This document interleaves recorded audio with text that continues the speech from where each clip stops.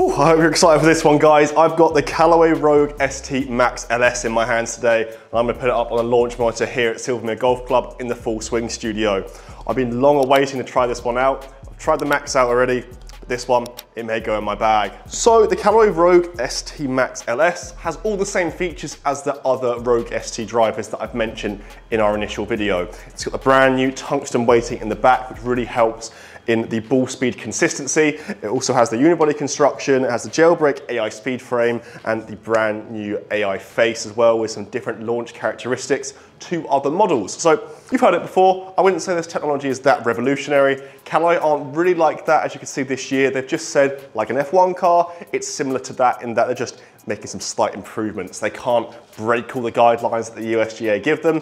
That'd be very bad. So they've made it as good as they can do for 2022. And I really enjoyed the Max. It was very forgiving. Wasn't for me just because it was a bit too high launching, a bit too high spin, but it was still a very good driver for that ball speed consistency. In terms of the aesthetic differences of this driver compared to the Rogue ST Max, that's quite important for a lot of people. It's not got as of a elongated shape as the Max. I'll put the pictures on the screen for you now. You can see the Max definitely is a larger model, more elongated, looks more forgiving. It makes sense because this being a tour-friendly driver, you'd consider it to be a little bit smaller and more compact, not as much so as the Triple Diamond, which I'll get onto in a later video. But this one still does show a bit of forgiveness. It hasn't got a draw bias, so it sits a lot more neutral than the Max. That's what I can tell instantly. But will it perform as well? I've loaded Pebble Beach on the 18th hole here up. I'm gonna see the numbers that I get. I'm more focused about that ball speed consistency. I don't think it will be the longest driver in the world, but I want it to be consistent, and that's why it could go in my bag. Wow, I mean, don't think I could have hit it any better for my first start. We're gonna get warmed up here and just see how far it can really go. If you're looking at that one from an initial start, I mean, I piped it down the middle at Pebble Beach on the 18th hole. I think a lot of people will pay for that one. Nothing too crazy about the numbers just initially, but I'm getting up there already with the actual yardage, carrying it 295. I'm expecting spin not to actually be that low, just because I've got a slightly different shaft in it today, because if you haven't seen it on our socials, I snapped my driver shaft in two. So spin's gonna be a little bit higher than usual today. Probably won't go the furthest, but in terms of consistency, you can't really fault that one.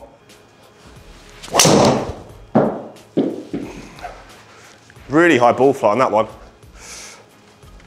Slightly out of the toe, as I would say, but to get a similar yardage to the one before, expect it to be some, again, really similar numbers to that there, which screams consistency. The launch angle was actually pretty decent, but just the spin needs to be a little bit lower, but it's a consistent club already. It feels very similar to that of the Max, a nice muted finish. I wouldn't say there's any feel difference at all. It's just with a slightly smaller head shape, you can really get it out there, and you can see the spin still slightly lower. With the Max, I was getting about 3,000 spin. Launch is still the same. I've got this at 9 set down to 8 degrees, but it seems like this is a very comfortable club to have in your bag.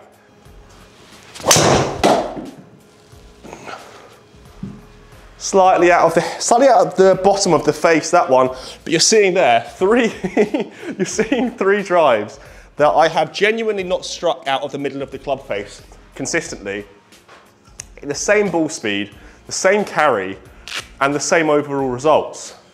If we're talking about a consistent club, which is what Callaway have been saying, a ball speed consistency, a club that's going to help you find the fairways.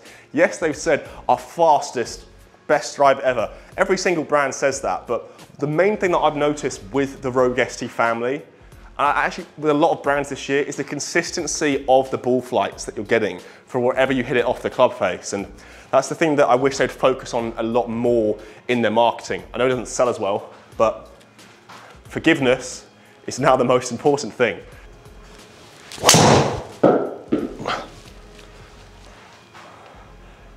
Another one that one was actually, I think, slightly more out of the middle of the club face. That one felt really good. So you can see the launch angle was slightly lower there, and overall, again, just solid numbers. I'm not going after it, guys. I'm hitting my normal driver swing, staying at about around 118 to 120. I'm getting consistent 174, 175 ball speed. Nothing crazy by any means. To do a true comparison to other drivers, you need to do it driver by driver on the same day. I've got far faster with the TaylorMade, far faster with the Cobra, but I don't think I'd get that much faster today if I'll be hitting these, just because day by day. there's some different things. But if we're looking at those dispersion from those, apart from the slight difference in launch angle, which is all down to me, if we look, I'll put you to the ball speed. The ball speed difference between those is minimum 173 and max 173.7. I am not getting dispersion more than 0.7 mile an hour. If you'd see that as a tour fitter, you'd be absolutely amazed. And then I point you to the spin rate as well. Minimum spin rate 2,600 and max at 2,884 to get a dispersion between 250 RPM is unheard of. Jon Rahm the other day with a Rogue ST driver was getting, I think it was about 10 shots. He got the spin rate within 100 RPM of each other and everyone was absolutely gobsmacked. I'm not close to that, but to be even within a sniff of what Mr. Jon Rahm's doing, it shows this driver is for the masses if they want to have a consistent driver time after time. Similar to the Max guys.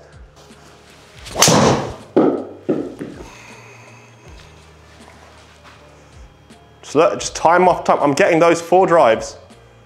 Slightly out of the heel, slightly low on the face. I won't lie to you, there's no need. Club head speed's climbed up to 122. I'm starting to warm up now, but look, I've been in this studio a lot. I've been gobsmacked by all the numbers that I'm getting.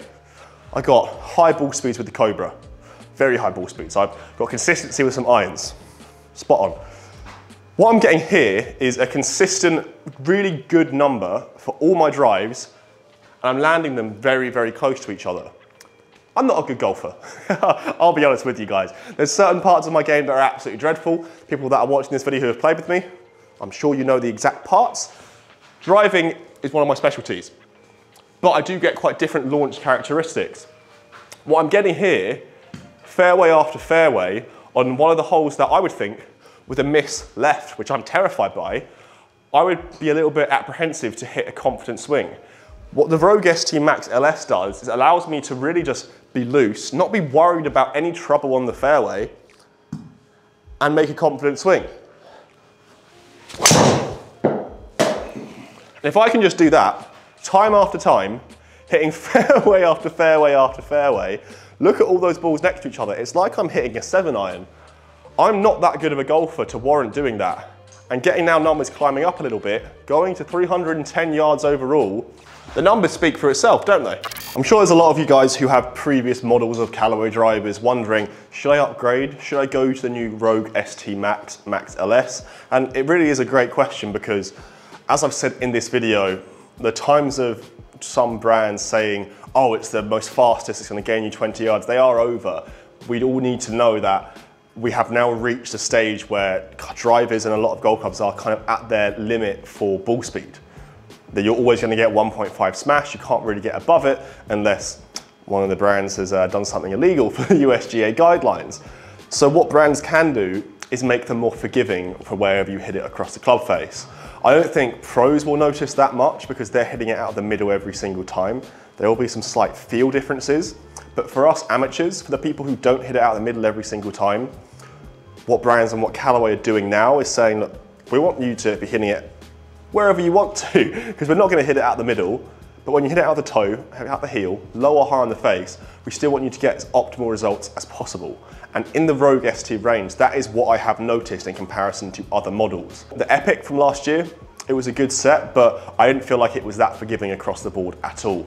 I felt like the Epic speed was okay, but I only really got on with the Epic Max. I'm sure many people in the comments will say, that's because you have an awful swing, fair enough, but I've got on with the Max LS here very, very well. You've seen that in the results here at Silvermere, as well as I've ever got with a golf club. Is it going 330 yards? No, it's not, but I'm getting it consistently in the fairway every single time. And that's enough for me to definitely consider putting it in my bag. I'm not gonna make a decision just yet if I'm gonna put this in my bag, because I think I need to give it a very fair comparison with some other driver models. And that's what's coming very soon. We're gonna put it up against TaylorMade, Cobra, Ping, Mizuno, all here at Silvermere. So stay tuned for that, because we can decide what's the best driver for 2022. I've got a few more things to do with this driver, so stay tuned for that. If you guys did enjoy this video today, leave a like down below. And if you are new to Golf Magic, hit the subscribe button as well. Till the next video, guys, I'll see you later.